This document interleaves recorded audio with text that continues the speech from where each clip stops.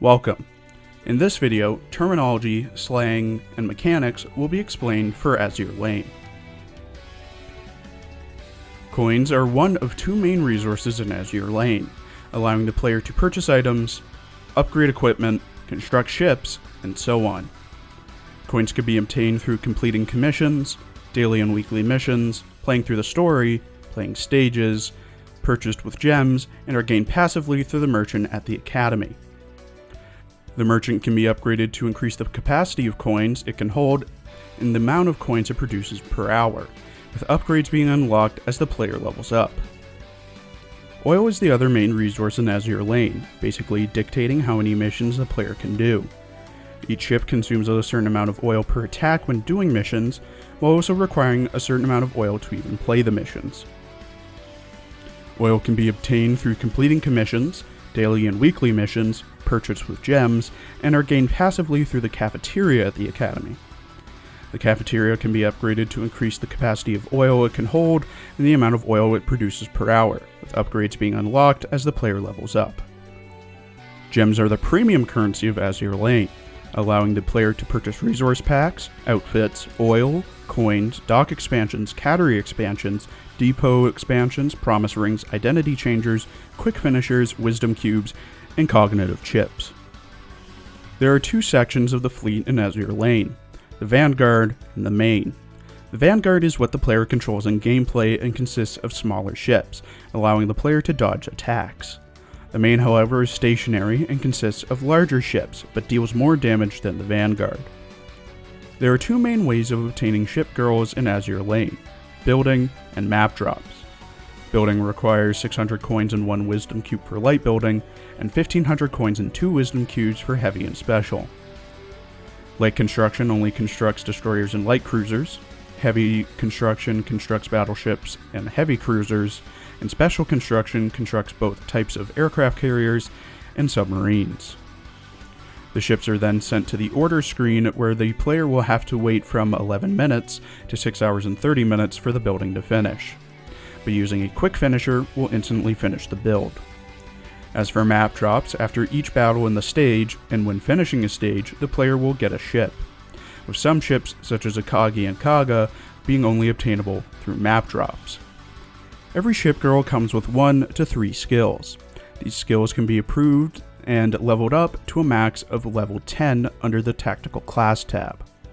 Skill levels are increased using the 3 different types of skill books: Offensive, red, Defensive, blue, and Support, yellow, relating to each type of skill. Skills are slowly improved using the books, filling an XP gauge slowly with the amount of XP the skill book gives, with bonus XP being given if the type of skill matches the type of skill book. Support skills with support skill books, for example.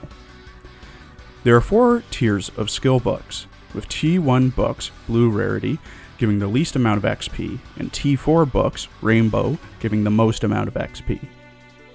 As the tiers go up, however, the amount of time taken to increase the XP also increases, with T4 books taking about 12 hours and T1 books taking 2 hours. Skill books can be obtained through missions, daily raids, or purchasable packages. Meowficers are optional units that you can add to your fleets, with each giving buffs to the fleet, such as battleships having more health and firepower, or the entire fleet gaining luck. Meowficers can only be obtained through cat boxes and the cattery, being able to be purchased with coins, but giving a free cat box daily. Cat boxes must be trained first before getting a Meowficer, with the time varying on the rarity of the box. Like some gacha games, players start off with a certain amount of space that can house their Shipgirls and the equipment the Shipgirls use. The space can be upgraded through the use of gems, but keep in mind that some ships can serve as temporary storage, as if they equip equipment, it doesn't count towards depot space. Oaths are a way of further increasing a Shipgirl stats, along with possibly unlocking a wedding skin, with 34 ships having said skin. Oath rings are only obtainable through packages or purchase with gems. Shipgirls can only be oathed after their affinity is at 100. Affinity can be raised through having the Shipgirl as a secretary, with only 1 gaining the affection, and the affection capping at 90, winning battles, and the dormitory. The different factions of Azur Lane all have distinct characteristics that make them easily identifiable to what faction they're a part of. Eagle Union, for the most part, wear United States naval uniforms or American-style clothing. Royal Navy wears either maid dresses, British Royal Navy uniforms, parade dress, or royal dresses. Sakura Empire wears Imperial Japanese Navy uniforms, traditional Japanese clothing, and some have a form of animalistic or oni features such as horns, fox ears, or tails. Iron Blood mostly wears German naval uniforms, have shark-like rigging, and have iron crosses. Dragon Emperor wears traditional Chinese clothing or Chinese naval uniforms. Northern Parliament wears all-white uniforms, usually with fuzzy clothing, and has shark-like rigging, but with blue instead of the yellow of the Iron Blood. Iris Libre and Vicia Dominion have the French tricolor, blue, white, red, a Christian cross, and fleur-de-lis.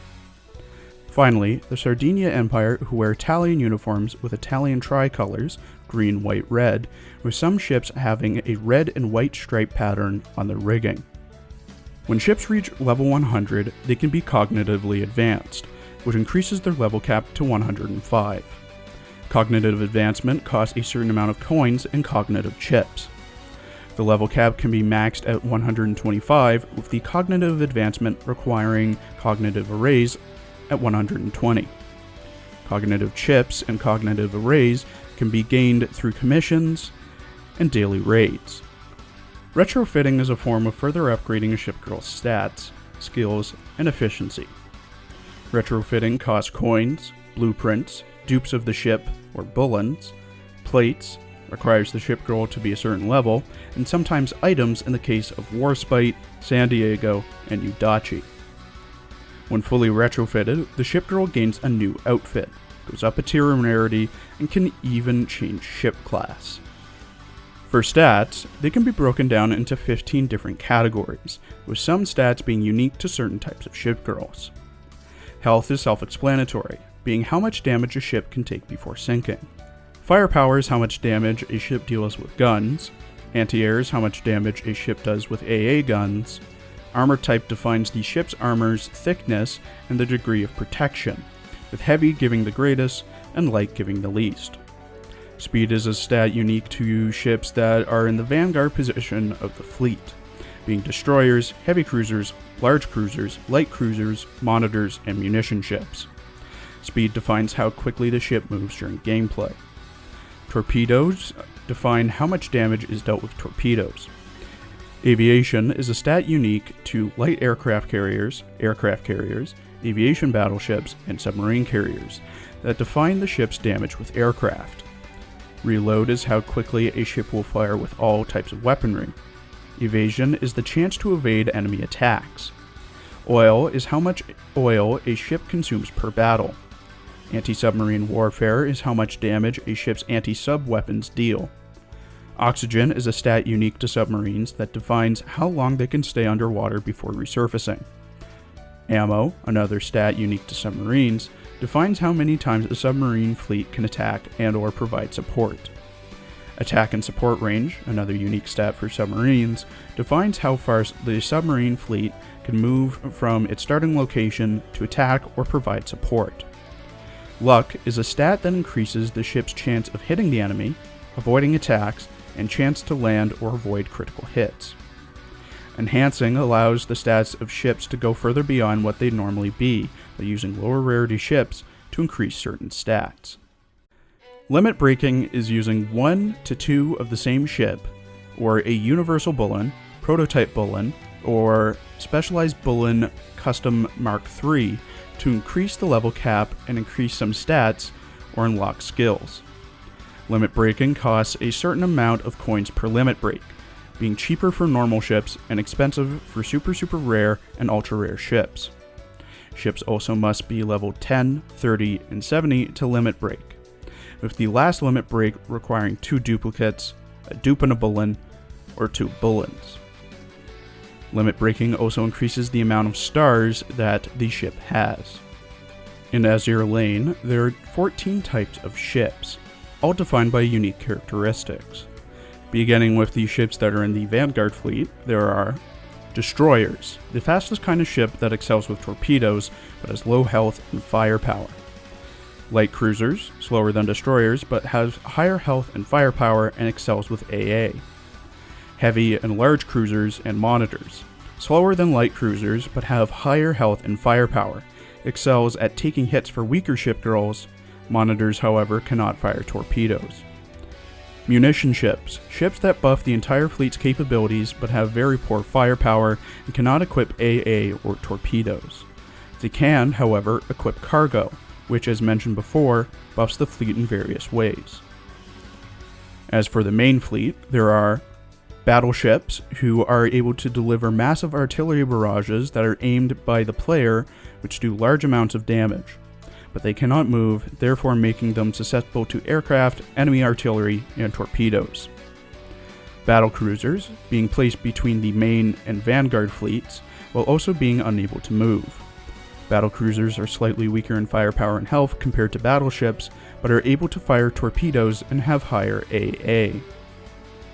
Aviation battleships are a unique type of battleship only obtainable through retrofitting of Fuso, Paguya, Issei, or Yamashiro. At the cost of a secondary gun, the aviation battleships are able to launch seaplanes and have artillery. Aircraft carriers, who are able to launch airstrikes that are equivalent to a screen nuke, getting rid of all enemy projectiles on the screen. Aircraft carriers are able to equip torpedo bombers, which launch torpedoes as they go across the screen, dive bombers that drop bombs onto enemies, and fighters that attack enemy planes. Light aircraft carriers. They are much like aircraft carriers but have slightly lower stats and have their third main equipment slot switched from a plane to anti-air. Repair ships, who are able to heal ships in their fleet mid-battle with their equipment, skills, or secret nodes. They have no offensive capability outside of AA guns. And finally, for the submarine fleet, there are normal submarines that can attack enemies to deal a small percentage of damage or support in battles, and carrier submarines that serve the same purpose as submarines but can launch seaplanes when surfaced. For equipment, there are a few variations in some categories. For both surface and submarine torpedoes, there's normal and acoustic homing torpedoes. As it says in the name, the homing torpedoes home in on enemy ships. There's a wide variety of auxiliary equipment for ships to equip, but in general, they increase certain stats of the ship, along with providing buffs such as less damage from torpedoes, lowering ambush chance, or healing the Shipgirl every few seconds. Most main guns of ships have different shell types the gun is equipped with. For the more common types of shells, normal is good versus light and medium armor, HE, high explosive, is good versus light and medium and sets targets on fire for damage over time, and AP, armor piercing, is good versus heavy armor. When it comes to upgrading equipment in Azur Lane, the player will need plates that correspond to the type of the equipment, such as AA plates for AA guns, and coins. Upgrading the equipment increases the stats of the equipment, but more coins and higher rarity plates will be needed for each level of upgrades. Thank you for watching. If you enjoyed this, please check out my other videos.